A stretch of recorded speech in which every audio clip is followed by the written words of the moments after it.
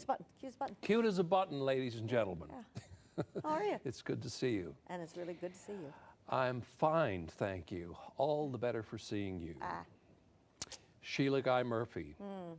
Now, you weren't always Sheilagh Guy or Sheilagh Guy Murphy. You were born Sheila Raymond. Sheila Marie Need Raymond. I looked up the Raymonds in the phone book. Did you? There's only about 30 of them there. Yeah. So it's not all that common a name, is it? No. No. No. But then there's nothing common about There's you. nothing common about me, babe. Tell me about the Raymonds.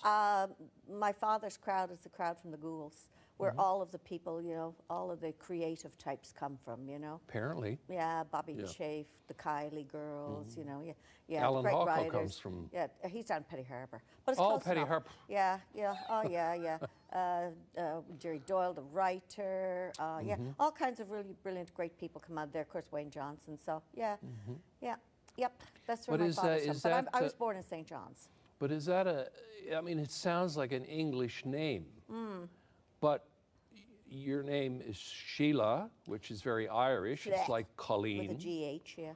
How did you get the name Sheila? Is there a story behind that? Oh, yeah, it's really deep. I think it was the name of the nurse that was in the delivery room with Mother. There's no great, no. Okay. And the ancestry thing, you know, there's English, Irish Raymonds as well, and French. And I spent my whole high school going around, my name is Raymond. My name is Raymond. You know, that kind of stuff. And, but generally, my grandfather Raymond, I can remember him saying, no, we ended up here in the Ghouls because the English drove us out here. So I'm just assuming it's a French name. You know, kind of the masterless men kind of people that were all went out that way. Yeah, I reckon that's who they are. But I'm also, I'm probably going to get slapped for this, but on the wrist, of course, for saying things that husband used to say all the time. You know, ancestors are kind of like potatoes. The best of them are underground. So I have no idea who they are. They could be anybody. Yeah, I can hear him say that You too. sure can. So meant as in fun, not in any disrespect. No, that's right. Tell me about young Sheila and her world. What kind of neighborhood did you grow up in? I grew up in central St. John's. And, you know, your regular 3-bedroom, 1-bathroom, 7 children, everybody fighting over it every morning kind of thing. Went to the nuns, the boys went to the brothers, and Mass of a Sunday. Yeah, you know, your standard, nothing exotic about it. I remember one time Mommy was at my house and somebody said to Mother, my God, she must have been a handful when she was a youngster. And Mommy looked at it, well, you met Mommy. Mommy looked at this man and said, what do you mean? And he said, well, she's, you know, she's always on the go. She's just like that. Mom said she never opened her mouth. She was always sat in the corner with a book in her face. And I said, and then she said, and who the hell would hear her? She said, with 7 of them. So that's generally how it's just your basic kid. Yeah. You know, but very, very much dedicated to my reading. I was a savage reader, and I was a very in school. Now I was, you know, I was a bit of I don't know. I guess I could have been considered a class clown at some point, but I was always a bit of you know, the one who was in the choir and the one who was in this and the one who was in that. And I was in all those kinds of things, but at home. Just, you know, your regular old stuff. Sit down and eat your supper. Now go up and do your homework. Now sit down, say your prayers, and now go to bed out of it, basically. So, nothing exotic. Tell me about your mom and dad. Did they have a big influence on you growing up? My father's smile, I think. My father had tremendous love for his children, no 2 ways about it. My father I would think, would be considered a great boyo. He loved to laugh, and he was, everybody loved my father. He worked at the railroad. He was just a wonderful father. My mother was your typical woman with 7 youngsters on the floor. I once said to Mommy, when I was in my 40s, I said, so Mom, I said, you know, I'm getting sweats at night, I'm getting hot flashes. By the way, I think I'm having one now. There's lights. But anyway, I said, Mommy, I said, when did you have your menopause? And she looked at me and she said, I think think it was a Tuesday. She said, when in the name of God was I going to have a menopause? When did I have time for it? Time to have, baking the bread and clean the floors. And she worked making beds and cleaning floors at the university to put 7 of us through school, Wow. to help support the family. My mother was a brilliant woman, strong woman. I know you went to Holy Heart. You were a Holy Heart girl? Yeah, I went to Presentation Tell Convent. me about your school years. I loved, and every chance I get, and I do this on Diavis, I do it every time I go on stage, I say, thank you to the nuns. I was taught by nuns. I went to Presentation Convent, and then I went to Holy Heart, and after that it went downhill. Because I was just kidding. No, that's not the truth, actually. But I had a wonderful education. You think about it, coming from a certain socioeconomic background in this town. I mean, I wasn't sent away to England to school. I wasn't sent to any private schools. And the women in this town, the nuns that I'm talking about, who were teachers, were excellent teachers. They were women who had gone off and studied at the Catholic University of America or had gone to Ireland and studied. And they were wonderful educators.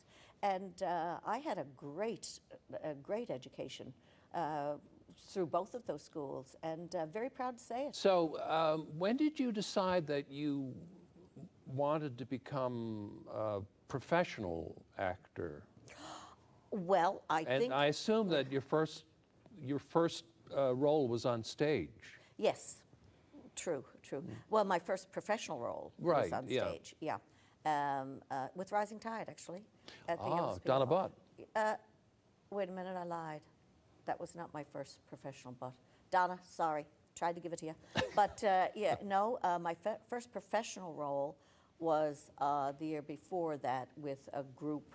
I don't even think it had a flippin' name. What was it called? The Mummers? No, I worked with the Mummers, yeah, but that was after. But the very first professional job I did was Al Pittman's West Moon. I'm trying to remember the name of the group that did it. But it was like, there was a whole bunch of us, like Mary Walsh was in it. No, was Mary in? Janice Spence and Rick Boland, Jim Payne, myself, Pat Byrne, wonderful, fabulous people like that. So that was my first. And then the very next, and then Donna wanted somebody to do Tom Cowles' Loved Our Fathers. So she picked me to be in that, because Donna has in those days, had a very interesting way of auditioning people. She'd call you up and say, I got something for you. That was your audition. And then the next year, Donna was doing The Review. Oh, God. And I did the very first, no, she was doing Joey. And I did Joey with Rising Tide. I was the only woman in Joey. And toured that for, thank God for Joey. That kept my children in bread and milk for a couple of years, I can tell you. Yeah, that was as an actor, that was great.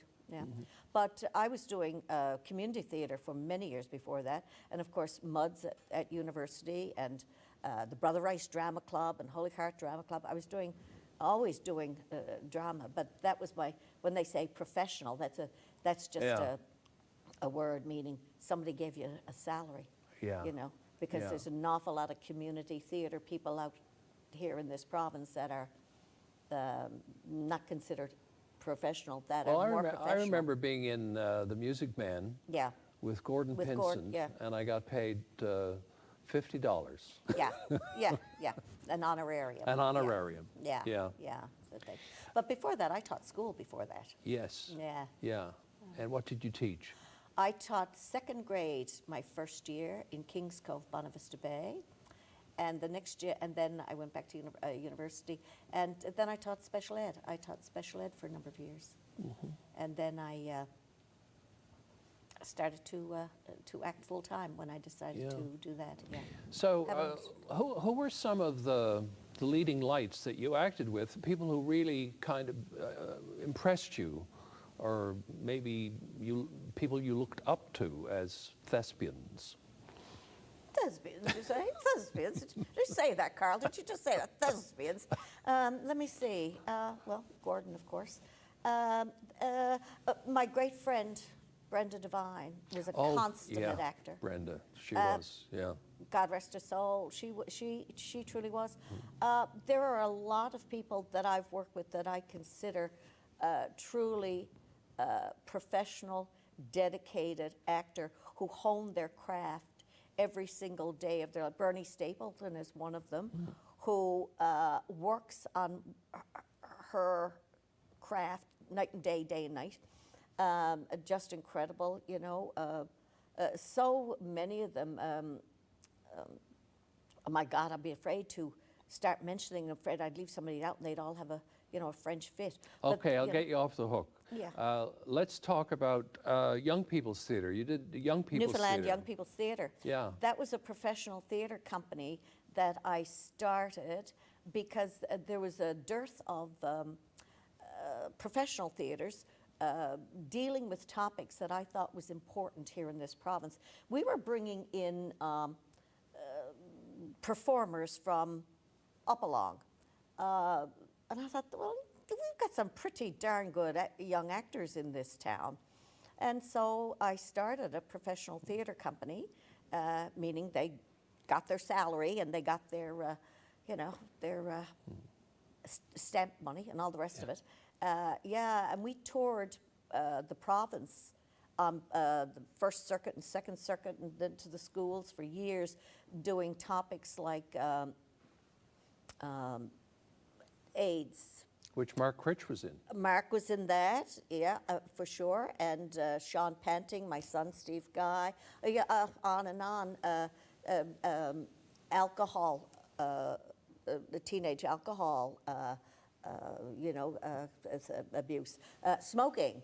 You know, Bobby all of them, Patrina Bromley, you go on and on, every single one of them. I call them my chickens. They all did their thing there. So that was very fulfilling. Who would write this material? We did, and yes, it was Collectively. collectively written. And we also wrote a bunch of, I took Émile Benoit's stories of the Terre Neuvienne that were all written in the West Coast patois, and that Gerald Thomas from the folklore department had put in book form, had those translated into English, had them translated back into French. Big shout out to Jeanette Planchat for helping me do that. And did those in French and toured them to all of the French immersion classes in the province. So that was Fabulous, a very, yeah. very successful company. I was very proud of that. You did a little bit of television as well, because Yep. I remember, oh, by the way, you and I hold the distinction Yeah. of having acted on Skipper and Company.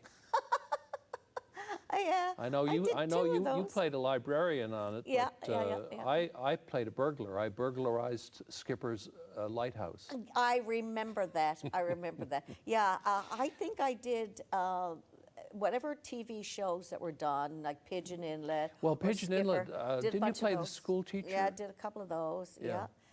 In 1994, Yes. you married Husband. the mayor, Yeah, I did. Yeah. John Murphy. Yeah, I was 44. He was 78. And you were, I heard a story about you walking along the beach, Yeah.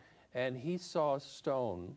Yeah, and that's his story. picked it- I saw the rock. I Okay. picked it up. Well, why don't you tell the story? Because you've only heard husbands.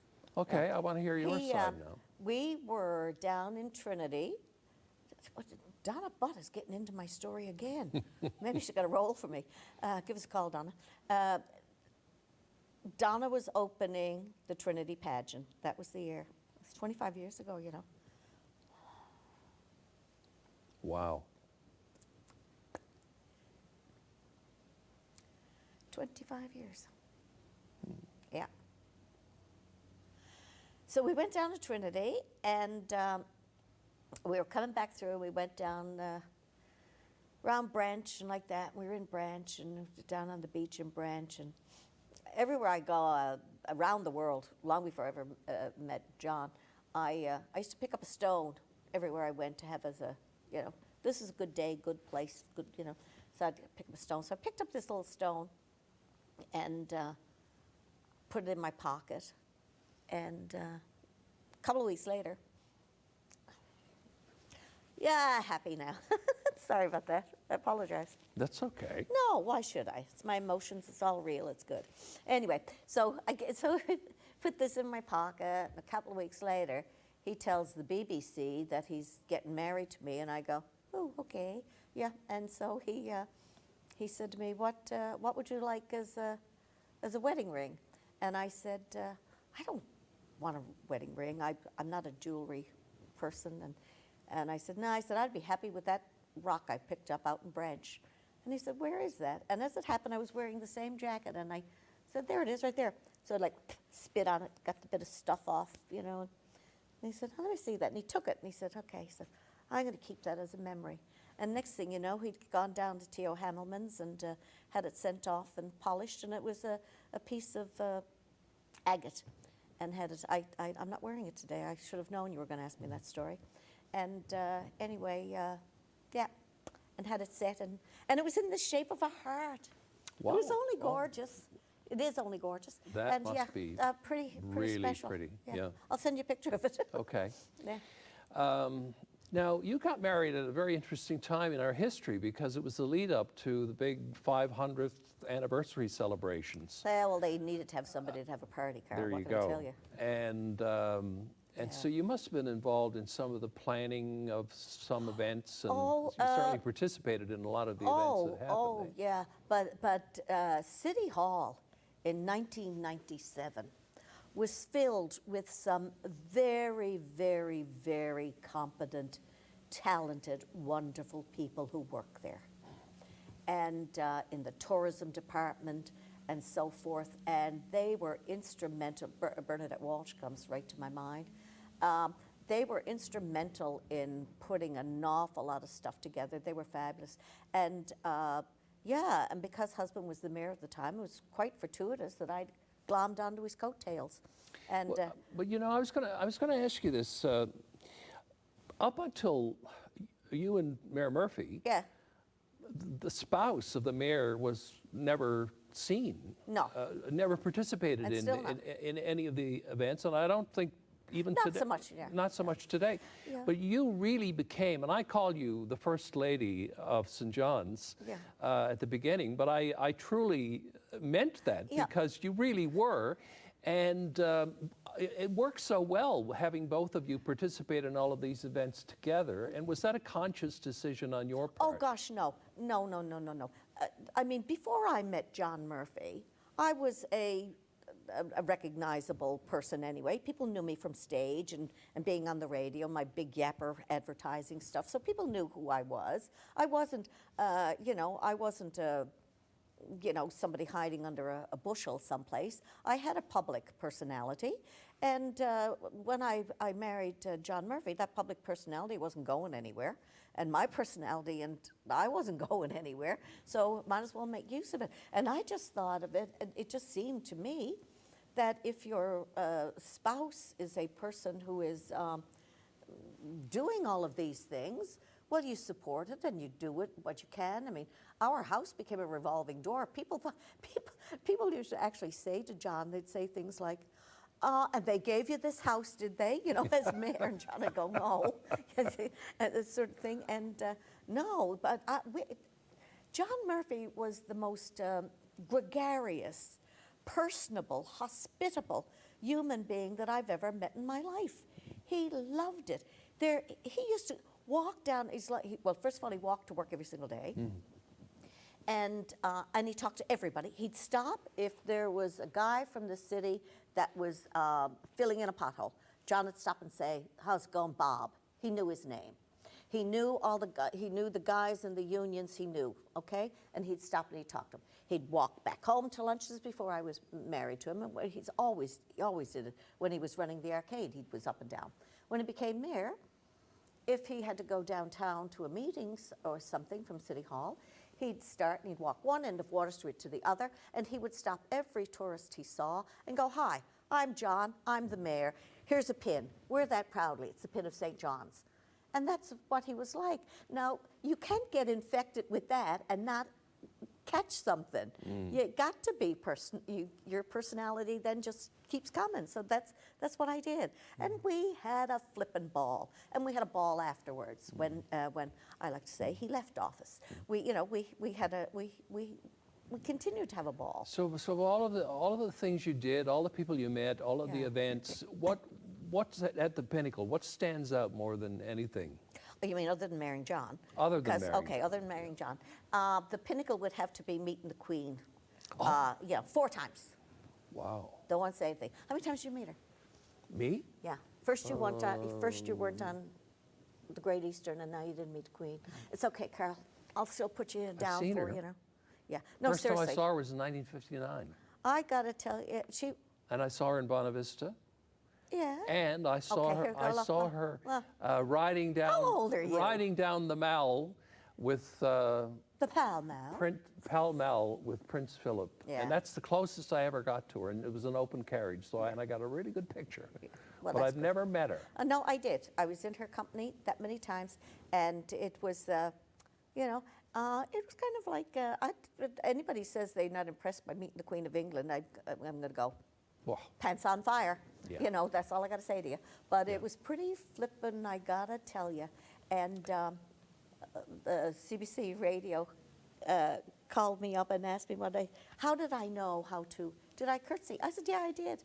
And they said, you curtsied? And I said, yeah. Talk about all those Irish ancestors rolling over. Anyway, so I did curtsy, and yeah. So that was that. Yeah. Now, let me ask you this. Divas. Yeah. You actually created Divas, and you hired Yeah. Terry Andrews to direct the Divas, the first Divas, right? Yeah. Now, the way that went was this. Got to get it right. I produced the first Divas, but what happened was that husband had a charity that needed money, so I was doing a karaoke contest, and I was in that. you came and helped with that. You were judging that, and I did that for weeks, and that was the money for his Air Cadet Squadron that he was Right. working on, right? Yeah. Okay, so one night there was Terry Andrews and myself and Tessa Crosby. We were judging, and I said to the girls afterwards, I said, the talent in this place.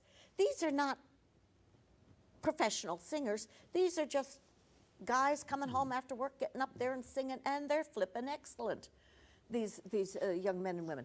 And I said, I bet you a nickel I could put on a production. Every one of them is a diva. And that's where it came from. And as it happened, the Autism Society was looking for a fundraiser. And so I said to Terry, what do you think? I'll produce it. SGM Productions. You think I'd know better than hitting that, wouldn't you? Sorry. And SGM Productions will produce it. I said, Terry, you up for, I didn't hire Terry. Terry volunteered. Terry was right on board. So it was me and Terry, and Tess, of course, opened it. And and it was flippin' brilliant. Sold out Mile One Stadium. And I was there. I saw it. That was a flippin' great show. Was it just a one-night thing? A one-nighter, 7,000 people in the house. Wow. Yeah, and flew them in from everywhere, it was amazing. And all women, and Jason Greeley. I glommed onto Jason because he was just on Canadian Idol, and I figured he'll sell tickets. No shame whatsoever. Thank you, Jason. Yeah, so did that, and been doing it ever since. And every year, now Terry and I co-produced it, and after I got sick that time, and then husband died, then I got sick, and then Terry took over a producer, but I still do all of the PR and host it, of course. And every year we raise awareness and funds for charity. I didn't ask you about your writing. You've won awards for your writing. Yeah. You're a short story writer. Yeah. Do you ever plan on publishing any of these? See, Because people might actually like to read them. Yeah, I know. Somebody asked me the other day, where can they see my short story? I said in my head. No, I have had some success with my short story writing, and just recently with the Writers Union of Canada, that national competition. I won't lie to you, pretty flippin' chuffed about that. Yeah, That's how you should be. yeah, and that really has given me kind of a. What happened with the writing thing was I go, you know, I'm not good enough, and because I'm such a savage reader, I go, I can't write a sentence as good as that. What am I doing? But winning this award last month, I'm like, that's kind of an affirmation. Maybe I should get at it and finish that book of short stories. I think you should, and I want to wish you success in the future with your writing and everything else that you do. Thanks. And thank you very much for coming on the show and telling me about your life. Oh, well, thanks for having me come on and have you listen to it all over again. Now let's go out and have a martini. All right. Thanks, darling. Love you.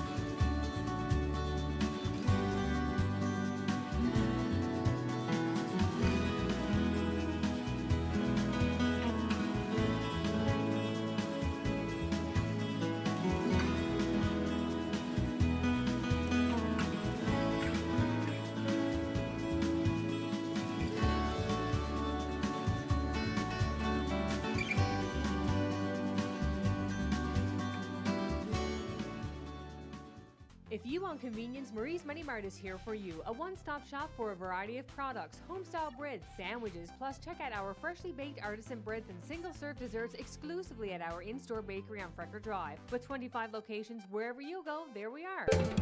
Call the Rogers TV viewer response line, email us, or connect with us on social media.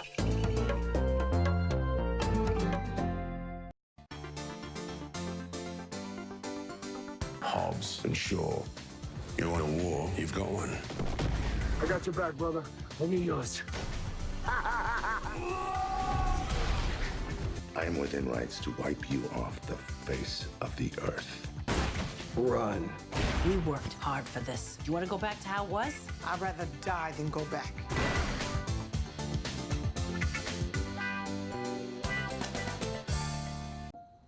Sometimes, for a wish to come true, it takes a king